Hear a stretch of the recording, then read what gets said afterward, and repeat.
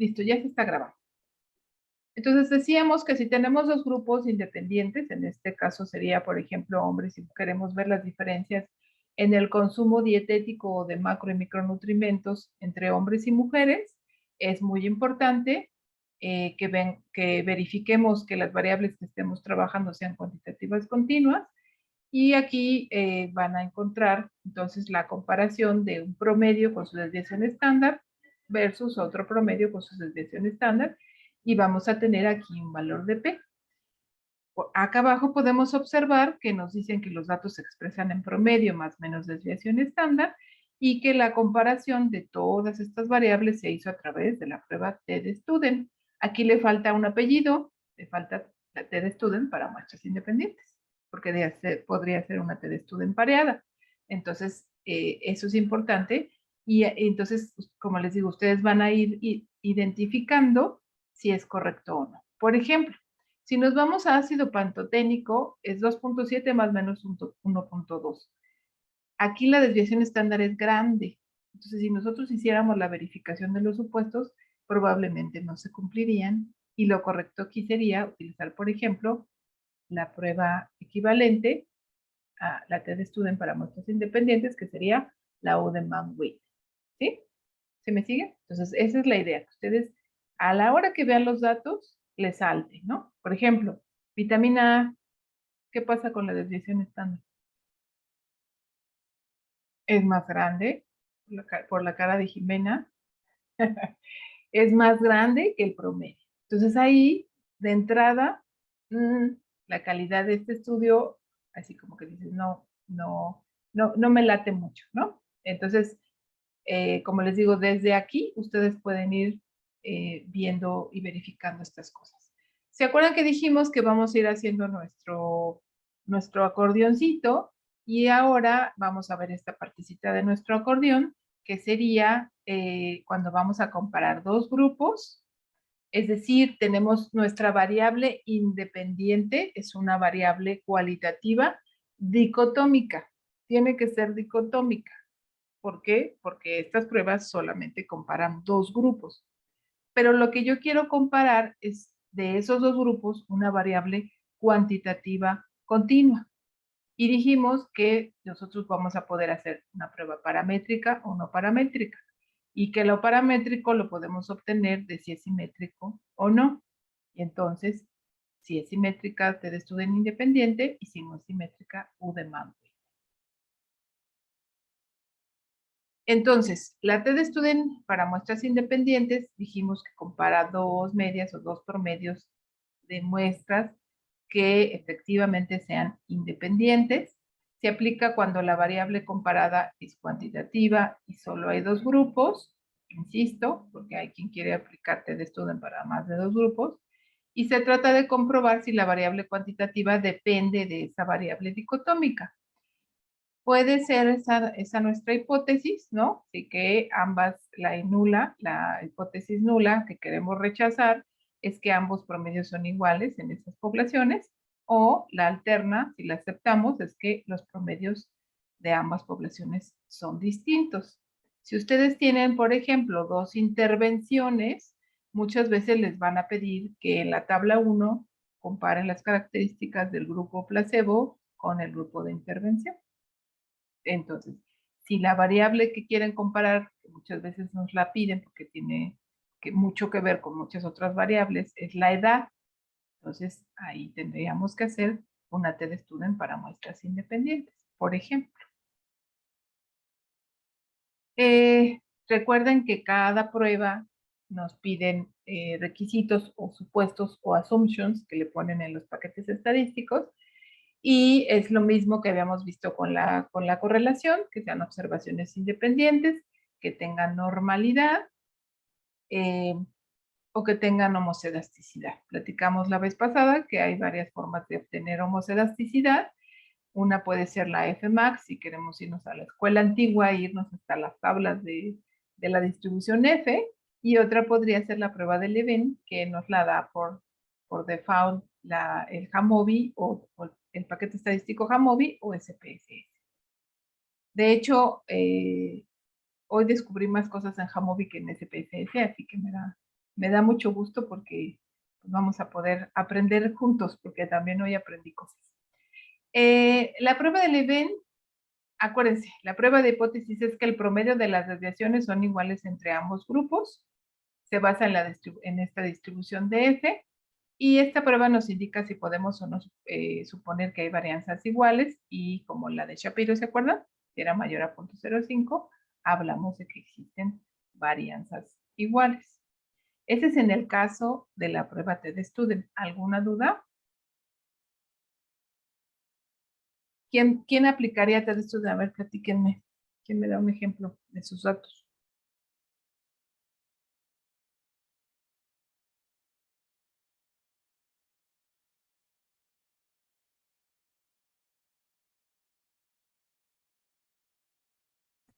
Pues igual no son por mis datos porque yo no puedo aplicarte de student, Ajá. ¿Por qué? pero A ver, platícanos por qué. porque mis variables son dicotómicas. Ok. Sí, Y bueno, te voy a buscar una interrumpí. solución, pero no, pues de student de plano no. Ok. Y bueno, pero un ejemplo podría ser, digo, estoy participando en un ensayo clínico en pacientes con leucemia, en donde son, después del tratamiento, es ver qué cambios hubo en, por ejemplo, la capacidad cardiorrespiratoria del paciente. Ok. Entonces, esos resultados que son, por ejemplo, con el VO2 y demás, sí podrían ser variables continuas Ajá. que pueden compararse a través de una TD Student entre el grupo de intervención y el grupo control. Ok. Esto sería para la medición basal, ¿cierto? Sí. Ok. Porque si queremos ver el cambio, vamos ahorita a ver qué prueba utilizaríamos. Cuando ustedes manden un artículo a publicar, alguien les va a decir que no es necesario que pongan el cuadro 1 de comparación entre grupos, porque se supone que la aleatorización hace que sean similares los grupos, lo cual muchas veces no es cierto. Entonces hay quien les va a pedir la tabla con los valores de P y hay quien les va a decir que no. Un revisor les va a decir una cosa y otro les va a decir otra. Entonces, bueno, por si las dudas tengan su comparación y pues nada más le quitan el valor de P. De todas maneras, sí hay que presentar nuestra tabla. Ahora Doctora, bien, y bien. por ejemplo, yo que si quiero medir en los mismos pacientes antes y después de una intervención, Uh-huh, la FEBI, o sea, uh-huh, suponiendo que sí se agregue y que sí me salga porque es una corte, o sea, es un solo grupo, sí. pero si se van a hacer dos mediciones ahí y me salen de distribución normal, ahí Uh-huh. aplicaría TED Student para FEBI, ¿no? Ajá, para ¿qué grupo y qué grupo? El mismo grupo, pero Ajá, pre y post. ok. ¿Y eso es una medición independiente o es una Más bien ahí medición? sería pareada, ¿verdad? Exactamente. Ah. Pero bueno, está bien tu pregunta, porque ahí te das cuenta por qué sí y por qué no. ¿De acuerdo? Entonces, sí vamos a ver exactamente la T pareada. ¿Sí? Quiero nada decir por mi vaso porque ya me dio sed.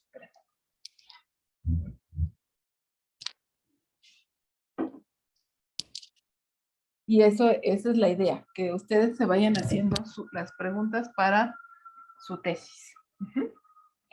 Porque solamente así le vamos a entender o nos va, a veces no nos cae el 20 y nos dicen, sí, me la aprendo de memoria, paso el examen y les llega un compañero residente y, oye, ayúdame con este análisis, ¿no? Y así de, chin, espérame, voy a mis clases, ¿no?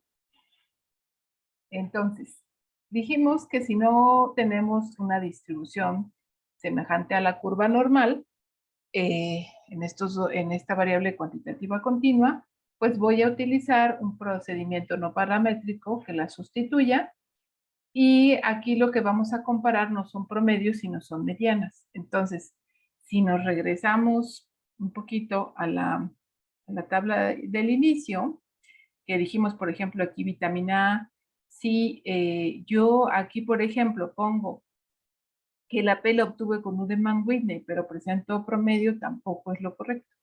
¿Qué debería yo presentar? La mediana y sus percentiles, ¿se acuerdan?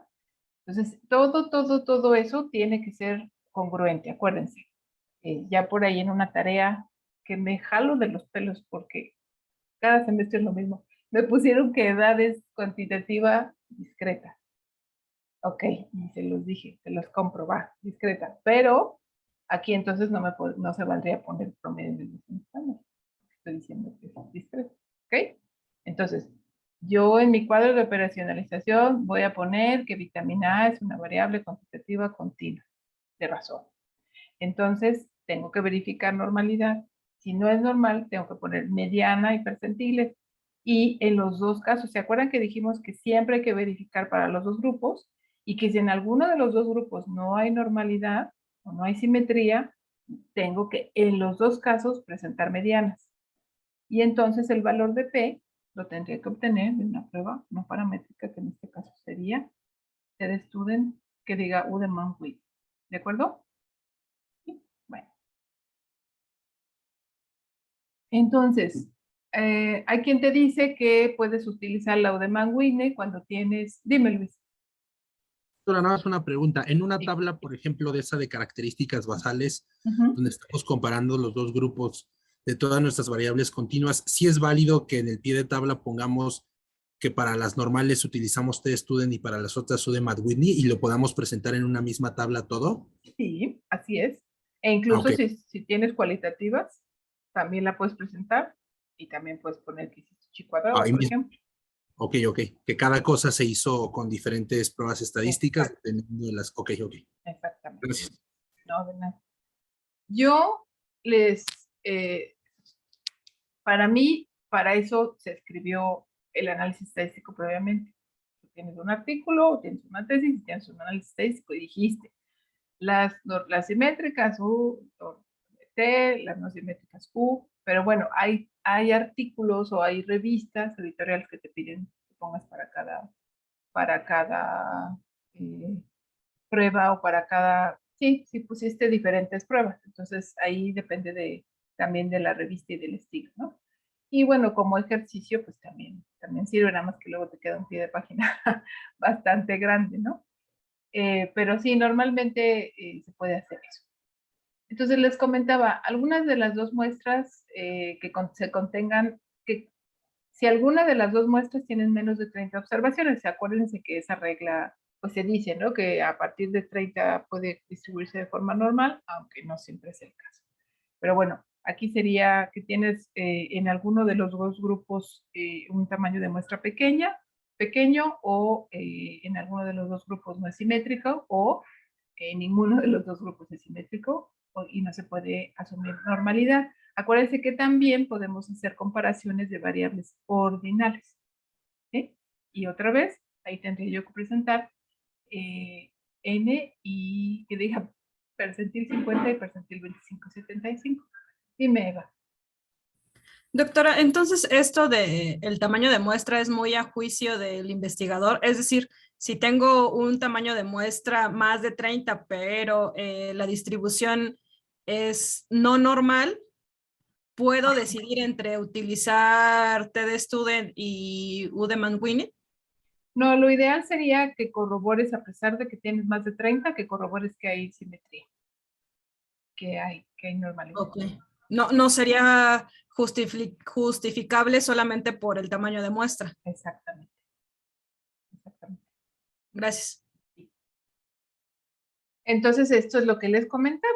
Aquí pueden observar que tenemos dos grupos, que tenemos, por ejemplo, grasa corporal en porcentaje, y aquí lo que observamos de entrada es que son medianas. ¿Sí? Son medianas y lo presenta correctamente, medianas con su percentil 25 y 75. En ambos casos están las medianas y observamos aquí nuestro valor de P y aquí, como nos preguntaba Luis Antonio, nos dicen que la prueba que se utilizó para todas estas variables es la Udemann-Whitney. Y sí se vale que en unos casos tengas promedio de desviación de estándar y que esa sea, aquí por ejemplo puedes poner un asterisco y esa es con TD Student. Aquí puedes poner dos asteriscos, esta es con Udemann-Whitney. Y si tuvieras una dicotómica, ¿no? Una cualitativa, el asterisco con chi cuadrado, y así lo vas haciendo. Lo que sí siempre es deseable que ustedes pongan es que los datos se proporcionaron o los datos se presentan en medianas y percentiles o promedio de desviación estándar o n porcentaje. Entonces, desde aquí ustedes ya pueden ir viendo cómo hacer sus tablas. Muy importante aquí poner variables, poner su variable y la unidad en la que lo están midiendo, porque aquí, por ejemplo, podrían ser milimoles.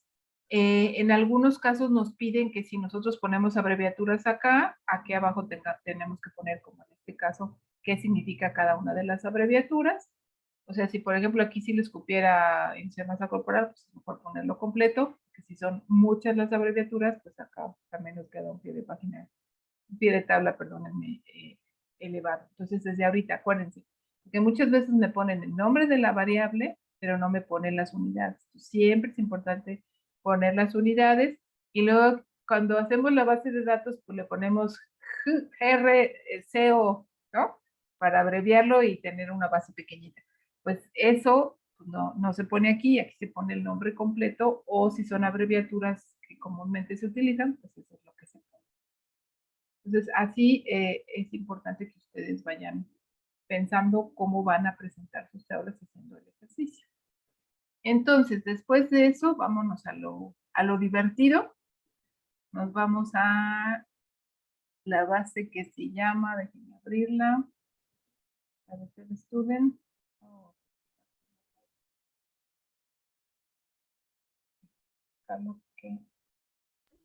Doctora, ¿podría volver a compartir la base aquí por el chat?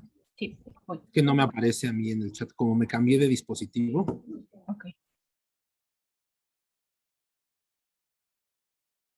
Déjame poner mi cerebro en el chat. Son dos bases.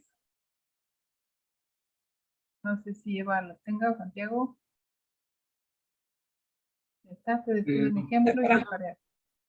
Sí, lo tengo, doctor. Perfecto, muy bien. Entonces, tenemos aquí un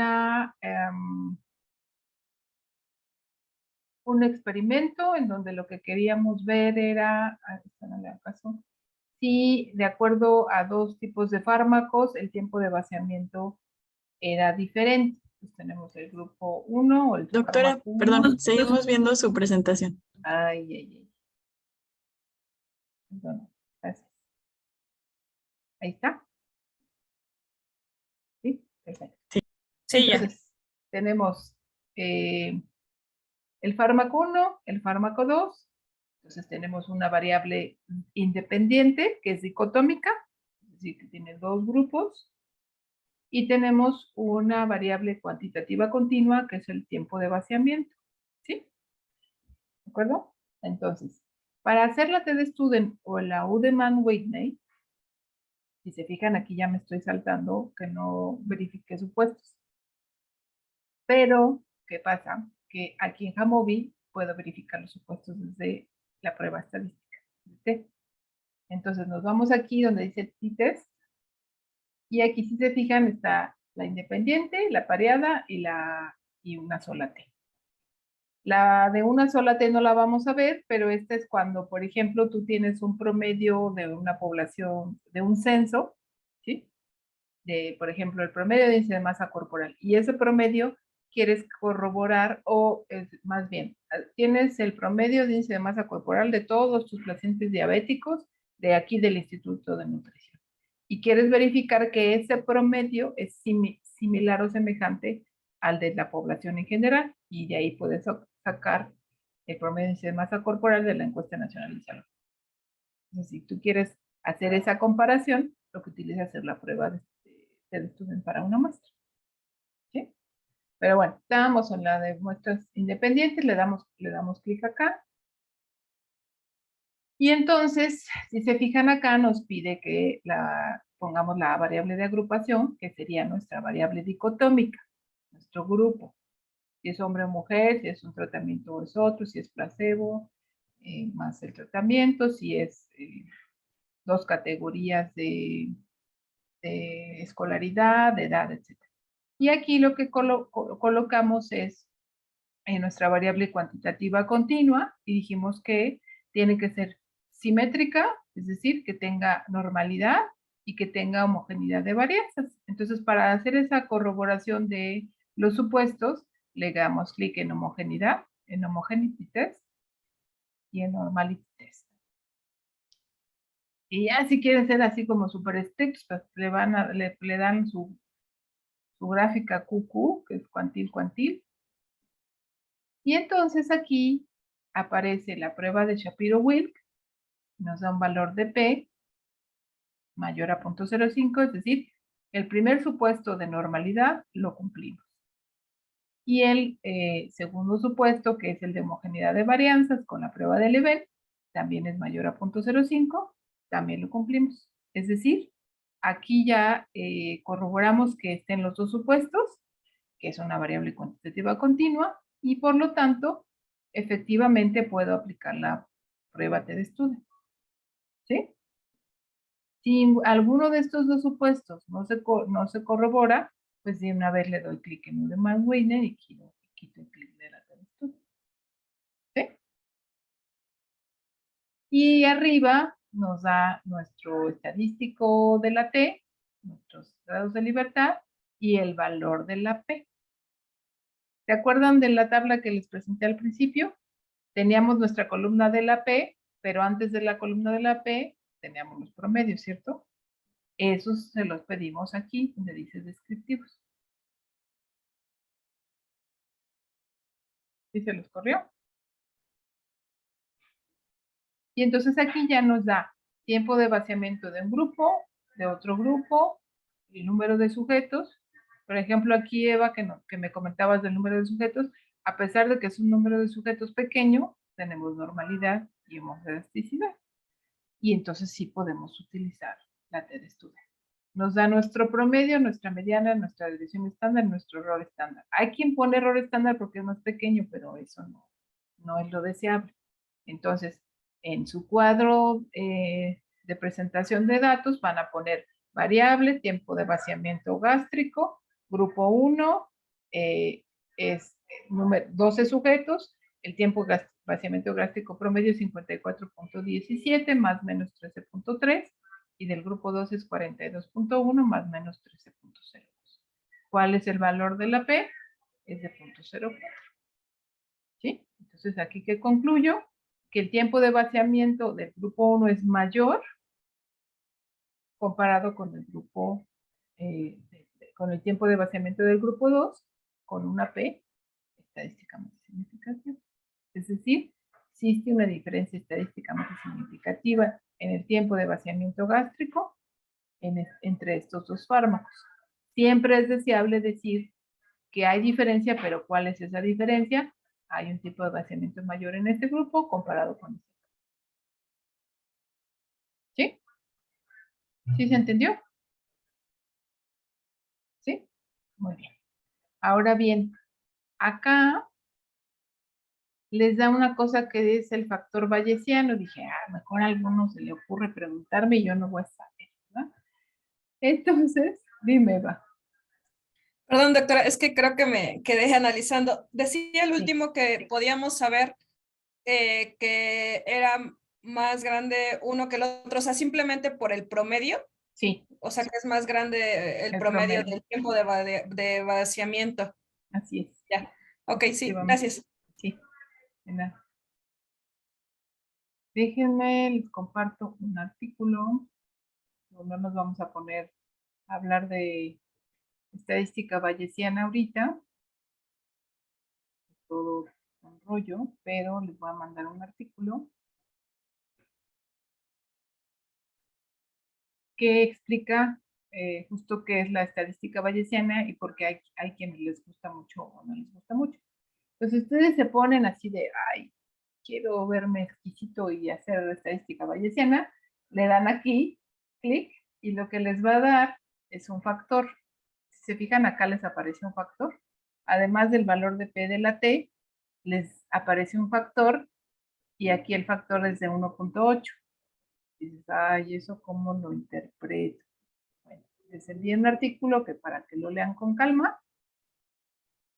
Y aquí lo que nos dice es que dependiendo, no es solo un valor de acepto o no la hipótesis nula o si es estadísticamente significativo o no, sino lo que ellos dicen es que puede haber una asociación de acuerdo a estudios previos o la evidencia previa de si es más fuerte o no la, vamos a decir, esta diferencia, ¿no? Y entonces, acá nos salía punto ¿qué?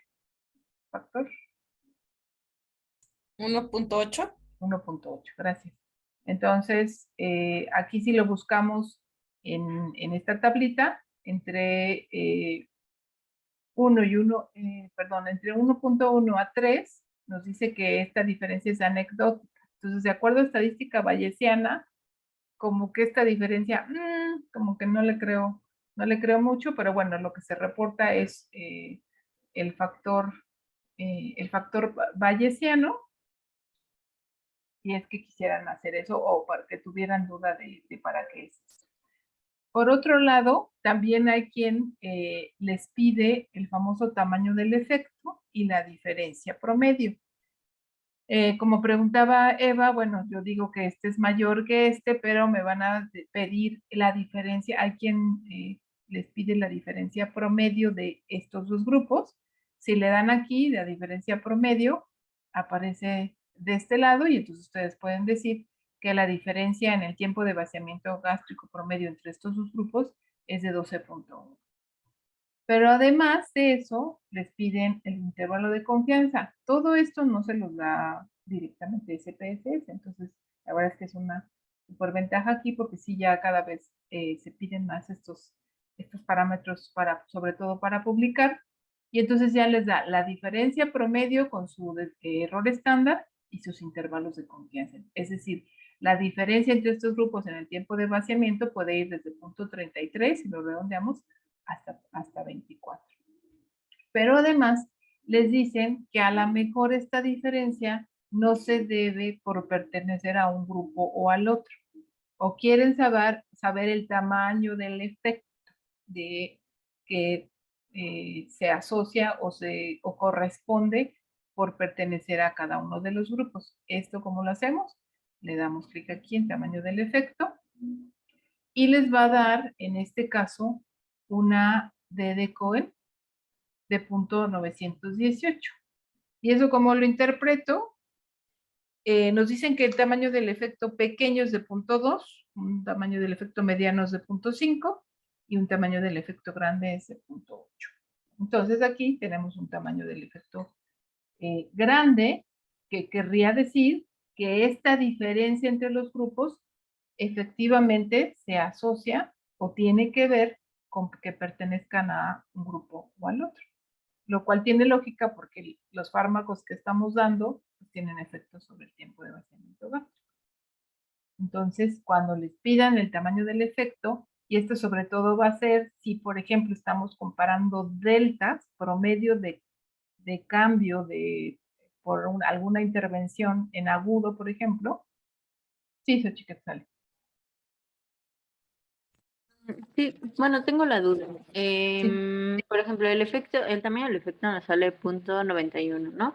Pero si yo le di en intervalos de confianza y cruza la unidad, eso tiene más que ver con que solo son 12 sujetos, ¿no? En el grupo más grande. El, O sea, intervalo de confianza de punto 32 a 23. No, en el tamaño del efecto. Ya. Y dice intervalo de confianza. Ajá, y cruza la unidad, va de punto 0.20 a 1.8. Ajá. Entonces, eso tiene más que ver con justo que son grupos muy pequeños. O sea, no demerita el tamaño del efecto de punto 91 o si nos habla. Sí, idealmente tendría que ser no cruzar la unidad, efectivamente.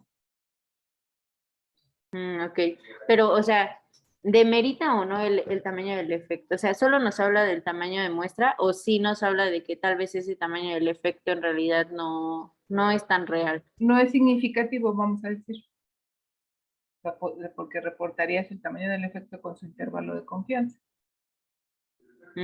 Ok. ¿Sí? Gracias. Entonces, eso es en cuanto a si tenemos una variable cuantitativa continua simétrica. No sé si tengan por ahí a la mano la variable perdónenme, la base de datos que vimos la clase pasada. Ahí tenemos, ¿se acuerdan que teníamos variables que no tenían distribución semejante a la curva normal?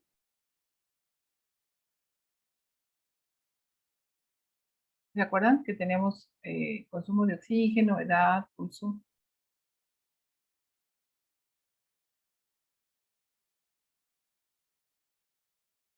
¿Sí la tienen por ahí?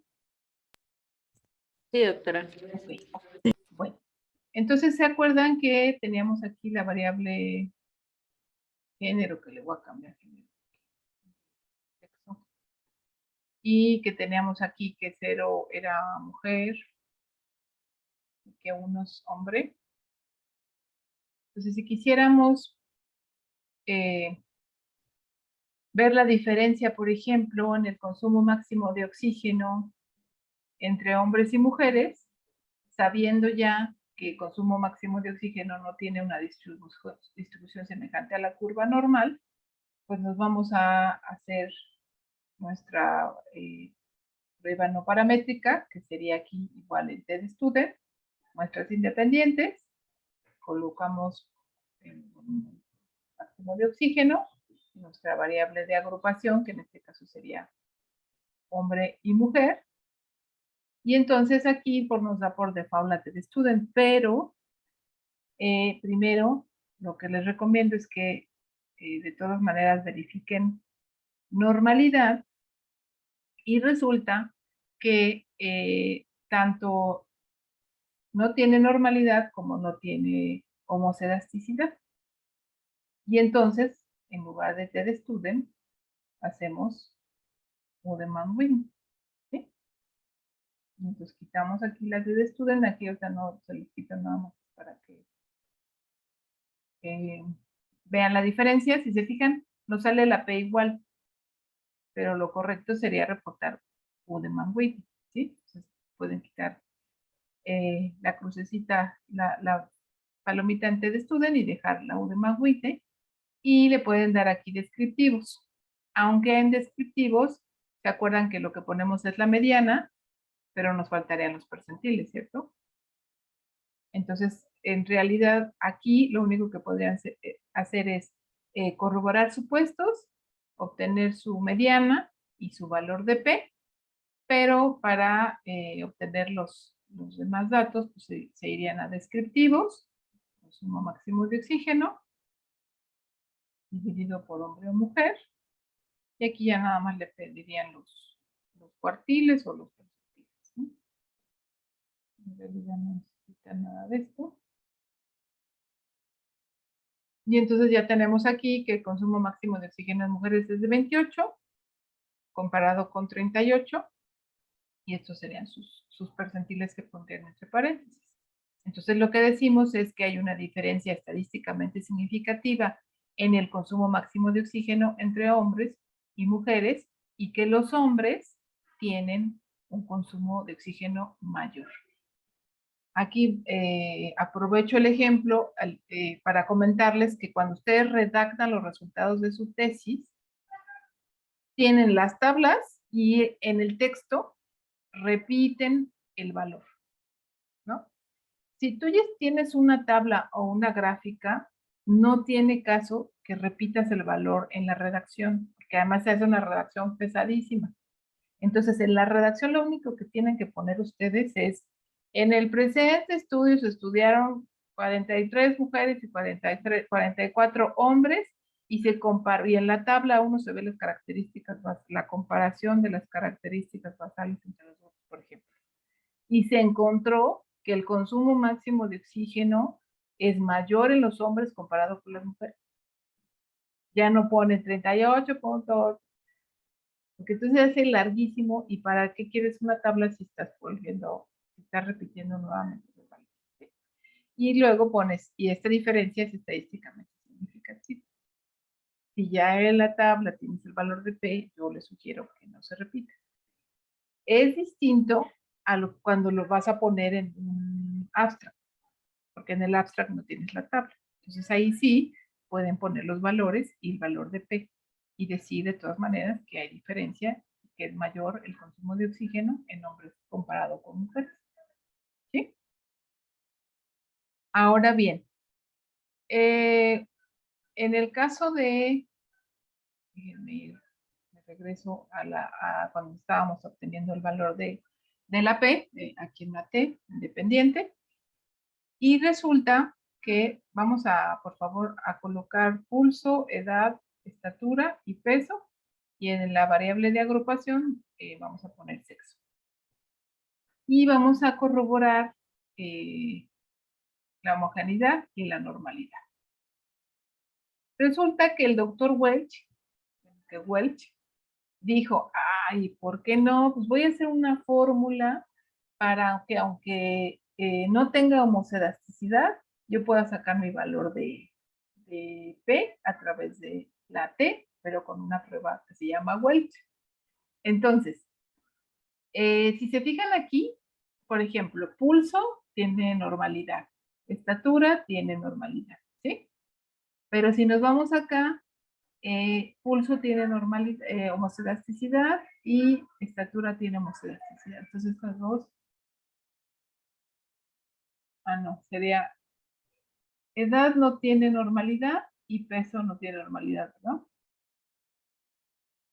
Pero sí tiene homocelasticidad. No, ninguna. Aquí sería que si alguna de estas es normal, pero no tiene homocelasticidad, ¿sí? Que aquí fuera significativo, yo lo tendría que pedir que me dé el valor de la P de Welch, ¿sí? Pero no los haya hecho bolas. Si tengo normalidad, pero no tengo homocelasticidad, puedo sacar T de student, pero tendría que sacar la T de student con esta, vamos a decir, corrección de Welch. Y entonces aquí ya nos da la T de student con la corrección de Welch. Si se fijan, pues nos dan valores muy, muy similares, pero entonces lo correcto sería reportar este valor de la T de Welch. ¿Sí? En SPSS seguramente alguno de ustedes lo ha corrido y le salen dos valores de P, uno cuando hay homogeneidad de varianzas y cuando no. ¿Sí? Y entonces ese valor que es cuando no, es la famosa corrección de Welch. ¿Sí? ¿Sí quedó claro? Muy bien. Entonces, ahora vamos a complicar más las cosas. Vamos a esta diapositiva. Y entonces resulta que, como nos dijo Ileana, pues ella tiene una cohorte y de esa cohorte, de ese mismo grupo, quiere comparar un valor de una variable cuantitativa continua. Y entonces va a verificar, por ejemplo, ella quiere comparar qué pasó con la fracción de expulsión en esa cohorte antes y después. Si la fracción de expulsión es una variable simétrica, entonces ella podría hacer una T de student pareada. Si no es simétrica, el equivalente de esa T de student pareada sería Wilcox. Entonces, T de student pareada la vamos a utilizar cuando existen valores relacionados. Cada observación de un grupo está relacionada específicamente con la observación del otro grupo y entonces sería pareado si es el grupo antes y después, o sería pareado si estamos teniendo, por ejemplo, un estudio de casos y controles pareado por edad y sexo, por ejemplo. En el caso de que sea, por ejemplo, una corte o que nada más sea a través del tiempo o que sea después de una intervención, cada individuo se compara con sí mismo y se ve el cambio entre antes y después. Entonces, tenemos estos sujetos, hay una variable como tiempo o tratamiento, y esa sería una variable, esta variable que vamos a medir es cuantitativa continua, dependiendo si es normal o no, es pareada o Wilcoxon. Y la hipótesis nula es que el promedio de antes de la intervención o del seguimiento es similar a al promedio después de la intervención o el seguimiento. Si se fijan aquí, es el mismo grupo, o sea, nada más tenemos un grupo, ¿sí? Porque muchas veces, permítame.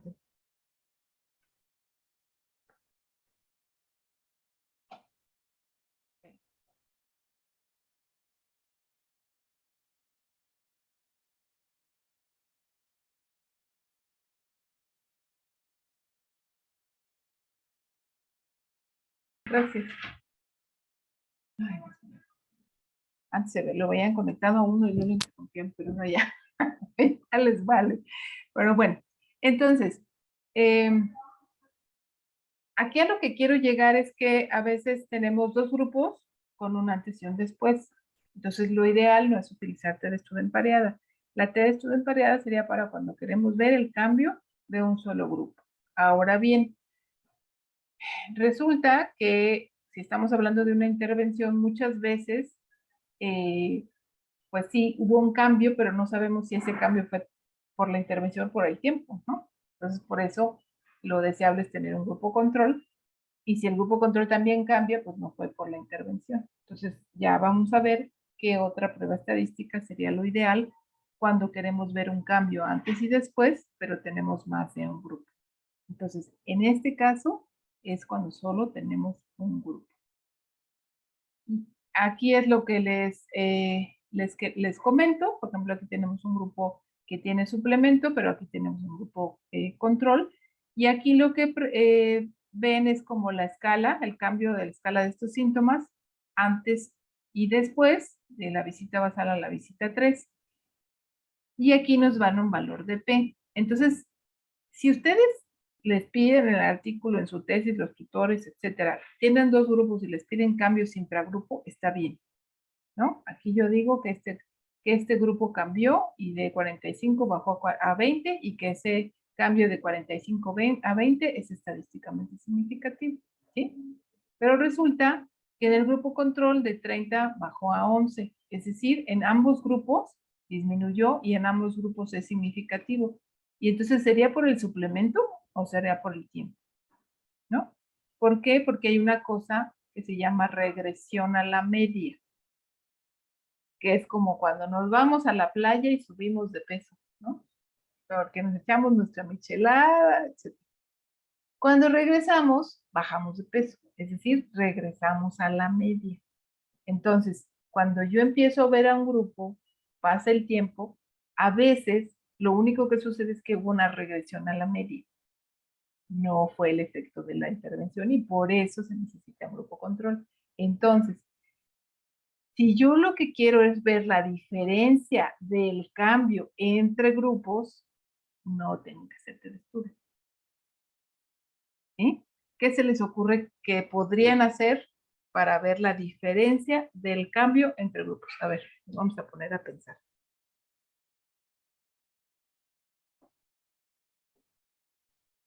¿Podría ser ANOVA? Exacto. ¿A qué tipo de ANOVA? Si ya están entrando aquí en gastos, ¿qué tipo de ANOVA? ¿De medidas repetidas? De medidas repetidas, pero ahí ¿qué tendrías que pedir? Una interacción.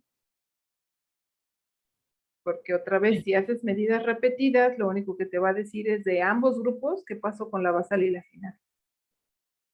Y entonces en esa medida repetida tienes que pedir una interacción de cambio en el tiempo por grupo.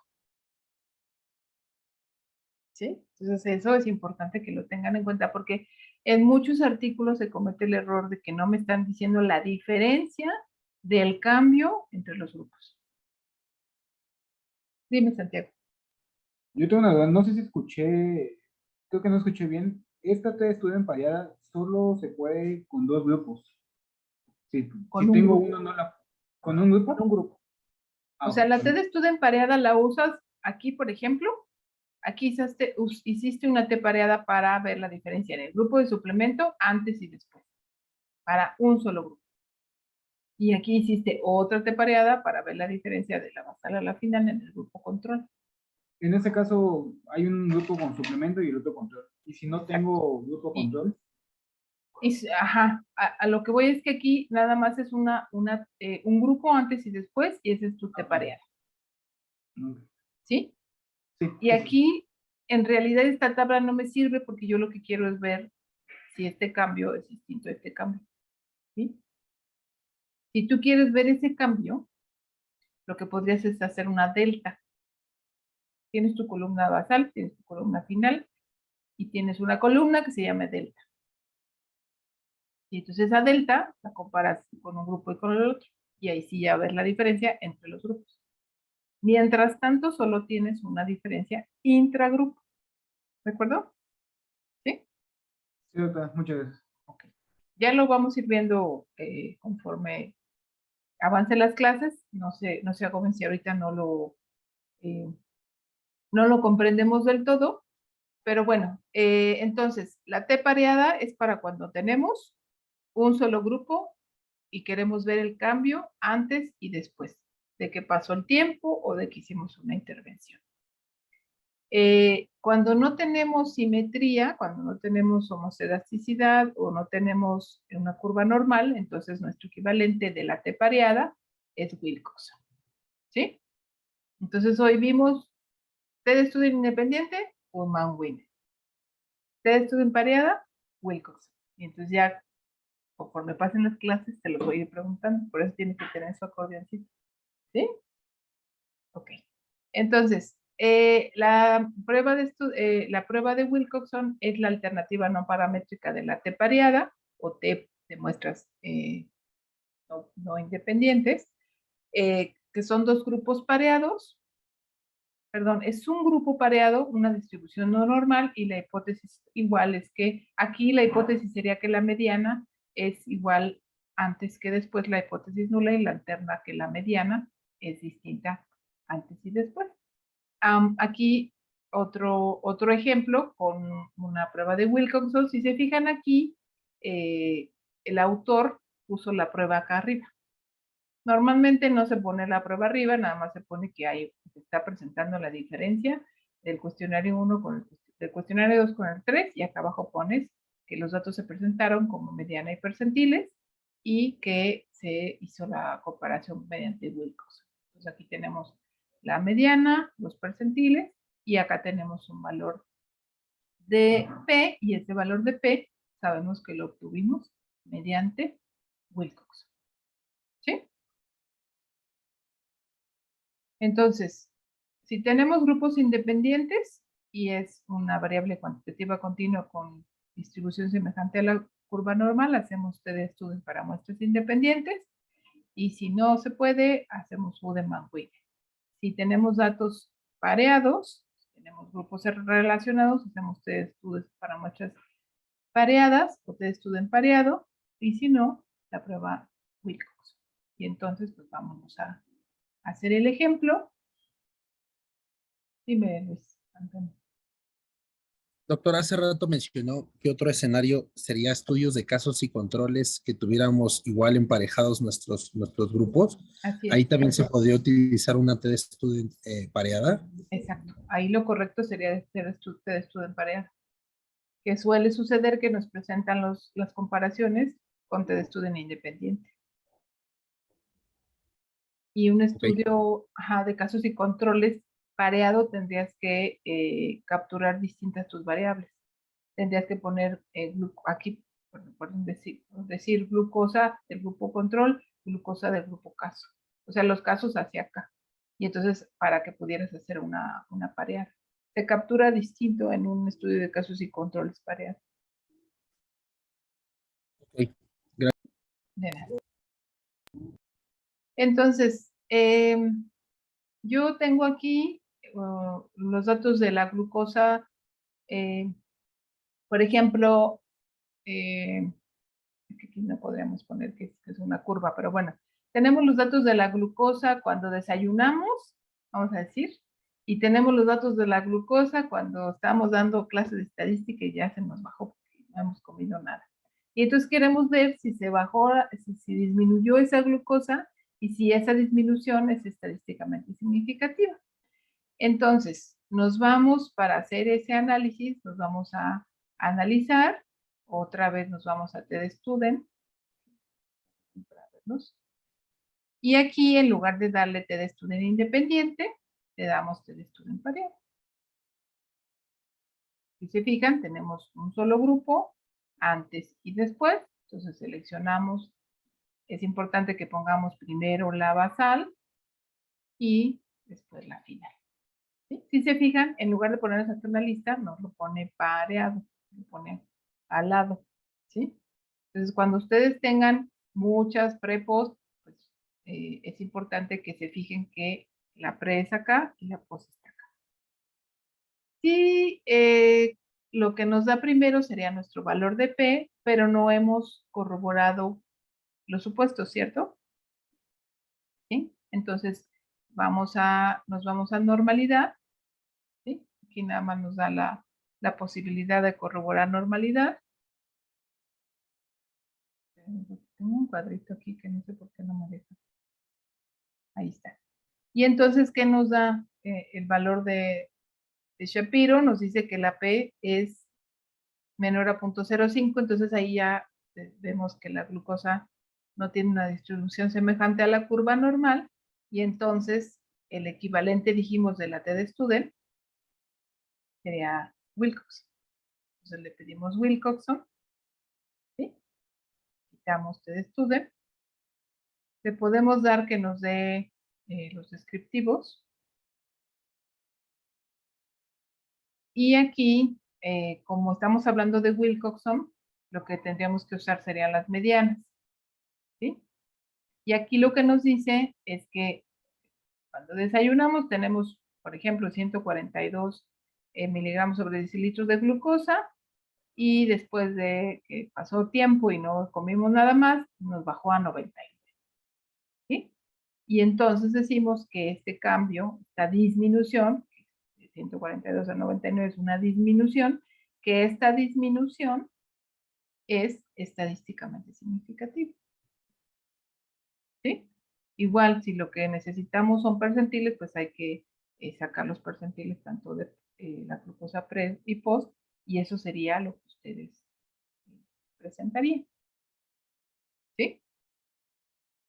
Si tuvieran normalidad, pues ustedes tienen su valor de T de Student, y este sería su valor de P, y lo que presentarían serían sus promedios. 140 más menos 27 contra 102 más menos 14.5. ¿Sí? Si se fijan, el valor de Wilcoxon, casi siempre lo que decíamos, ¿se acuerdan de Spearman y de Pearson? Que la P de la prueba no paramétrica muchas veces es menor. O a veces es no significativo y en la prueba paramétrica sí, pero lo correcto sería presentar el valor de la prueba no paramétrica si estamos no cumpliendo alguno de los supuestos. De hecho, me llegó una encuesta porque quieren de ahora en adelante, o cada vez viene una nueva tendencia, a hacer estudios de replicabilidad, porque se está viendo que como hay sesgo de publicación positivo, o como tienes que tener muchos artículos para que te den el SNI, entonces pues a veces retorcemos los datos porque nos es significativo, lo publicamos y a veces no nos vuelve a salir, o alguien que lo quiere volver a hacer no le sale, y entonces se están haciendo estudios de replicabilidad. Entonces, por eso o por cualquier otra cosa, pues es mejor hacerlo el análisis estadístico adecuado, porque además eso habla bien de sus datos y no forzar algo que en realidad no es, ¿no? Entonces, Ileana, tú podrías hacer tu T de Student si la FEBI tuviera distribución normal. Aquí tendrías tu FEBI basal, tu FEBI final, y tendrías tu valor de P. No sé si anda por ahí, Ileana. Sí, Sí, aquí estoy, doctora. ya estoy bien. ¿Sí? Sí. ¿Y para qué quieres ver el cambio? ¿O cuál sería tu variable? Porque la intervención es una corta retrospectiva, doctora, y se hace cirugía de sustitución valvular aórtica, en estenosis aórtica. Ajá. Yo creo que no va a ser mi variable principal, pero sí va a estar en los datos. Uh-huh. Y solamente vas a meter con cirugía, no vas a meter sin cirugía. No, no tengo grupo, Uh-huh. es lo que tengo disponible, solamente mi grupo con intervención. Ok. Ahí podrías tener un grupo control igual retrospectivo, ¿no? O como le llaman, control histórico, y ver si qué ha pasado con esos sujetos que no tuvieron cirugía y qué pasó con la fracción de expulsión, por ejemplo. Sí, sí se podría, Sí, o sea, sí se podría seguir, pero sí está como complicado, pero así como con muchas, como para maestría, ¿no? Pero sí, yo creo que sí se podría buscar a los pacientes que no se operaron. sí. O igual decir O hasta que en sobrevida, ¿no? Pero, o sea, con otras características, pero sí se podría. sí, o sea, un grupo control histórico con algún otro desenlace Ajá, de sí, sobrevida. Porque es lo que te digo, si tú, o sea, ¿cómo compruebas que fue la cirugía? O sea, mm, sí puede haber plausibilidad, pero ¿cómo lo compruebas? ¿Sí? Entonces sí te lo sí, van a, eso siempre te lo van a cuestionar, sobre todo en sí me epidemiología. lo van a cuestionar porque es la cuestión de la intervención. O sea, Así es. Muy bien. ¿Alguna duda? No, doctora. ¿No?